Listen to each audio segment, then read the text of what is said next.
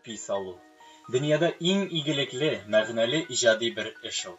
Ипи салу хатын-кызның бер тәүлеккә сузылган эше. Бу тәүлектә йортта зур, тыныч шатлык, тынлык, тантана. Ипи салган тәүлектә ир белән хатын арасында ызгыш-талаш булмый. Ыбыр-чыбырлы бала-чага бу тәүлектә тынып тора. Беләләр, әни ипи сала. Татар халкында әни белән ипи сүзе бергә йөри. Аларның мәгънә кондицияләре бер тигез. Халык үзенең телен ясаганда ук иң гади әйберләргә ике яки өч кенә аваз сарыф итеп сүз ясаган. Ике яки өч авазлы сүзләр халкыбызның иң беренче, димәк, иң кадерле сүзләре.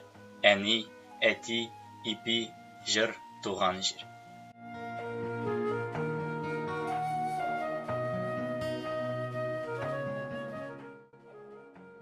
Мәдәни мирас бер төркем яки җәмгыятьнең элекке буыннардан калган, бүгенге көндә яшәүче һәм киләчәк буыннарның файдасы өчен сакланылган мәдәни кыйммәтләр.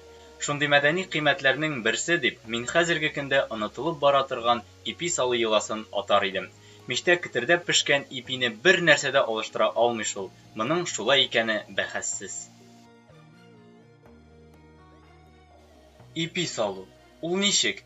Менә бер көнне өйдә тантаналы зур сүз әйтелә. Бүген ипизәсе бар. Хуҗа хатын шул мизгелдән соң патша хатынына әйләнә, бетте, дөнья ваклыклары юкка чыкты, чөнки бүген ипизәргә кирәк. Хатын күәз чиләгенең төбенә җылы су сала һәм баш әзерли. Баш күперә тора, бераздан мич башындагы җилпучта онда җылына. Хуҗа хатын ониләргә әзерләнә. Ләкин моны төнлә ялгыз калып эшли ул. Хуҗа хатын шул вакытта хуш исле арыш ыны белән күзгә-күз ялгыз кала. Һәм шунда шигърият башлана. Бу шигърият ониләү дип атала. Юкә иләк ондагы чүп-чарны гына тотып кала. Кай вакытта шуннан иләп тә ипи пешерәләр. Шәп, хуш ис. Җиз иләк, чәч юанлыгындагы гына җиз чыбыктан эшләнгән, саргылт алтын челтәрле иләк. Кыл иләк, я Хода, монысы инде онның 50% гына аска төшерә. Безнең халыкта вакшылырак берәр җитәкче турында сүз барса, кыл иләктән дә уздыра инде дип сөйлиләр. Фәлән хатын турында матур сүз әйтергә кирәк булса, безнең Казан артында менә булай.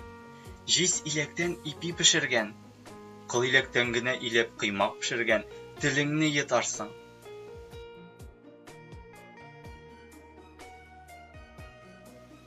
Хатын төн уртасында хәтле шулай ипи изә. Йортка әчкелт камыр исе чыга. Бу ис канны сафландыра, бу искә чыдап булмый. Мич башына куелган күәз чиләгендәге камыр сулы шала, яши, күперә. Камыр сөйләшә, күтәрелә җаныкаем, хуш ис тарата. Ул арада ир дә киерелә йокысыннан тора. Җылы су белән әйбәтләп юына. Юынмаган көе ипи ын камыр янына килергә ярамый. Мышкылдап утырган күәз чиләген кочаклап күкрәгенә ала да сәкегә китереп куя. Ипи басасы бар. Хатын ипи баскан арада ире кычагы белән кыры утын алып керә, чыра телә, булыша. Камыр хылык күрсәтә, искә таба күтәрелә, ташып чыкмакчы була, һәм хатын ашыга башлый. Мич тымалана, кисәү агачы дигән хикмәтле корал белән күмер тартыла. Мич бумаласы хәрәкәткә килә. Аңа су бер кисеңдә кайнар мичнең төбеннән кайнар көлне әвәләп, бумала мунчаласына аласың. Мич төбе әзер. Мичкә ипи тугу дигән биек бер эш башлана. Бу вакытта хуҗа хатынның янына килергә ярамый.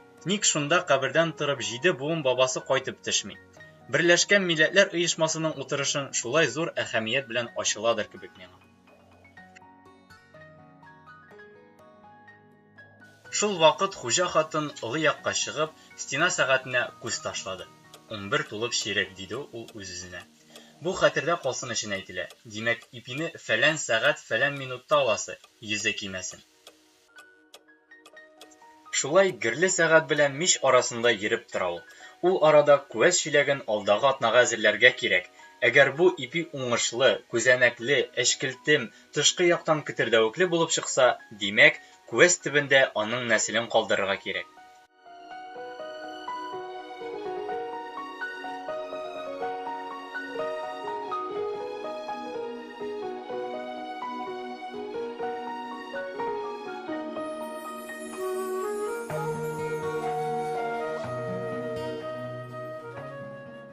Кичен әти кеше аш өлгерер алдыннан гына кар базына төшеп, тафта әбәт чиләгеннән бер савыт катык алып менәчәк.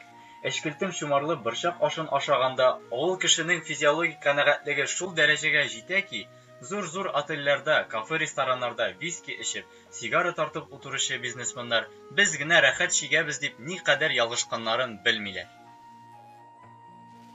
Хәзер муллык, өстәлләр затлы ризыклардан сыгылып тора. Әмма аларга идел күпереп пешкән тәмле икмәкнең урынын алырга бик ерак, хәтта мөмкин түгел.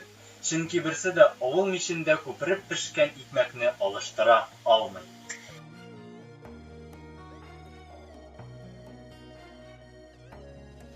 Өлкән буын белә. Ипи салу рәхәт тә, мәшәкатьле дә эш. Тик без, яшьләр, алар кебек борынгыдан калган гадәтләрне кулланып, ни кызганыч ипи пешерә белмибез инде.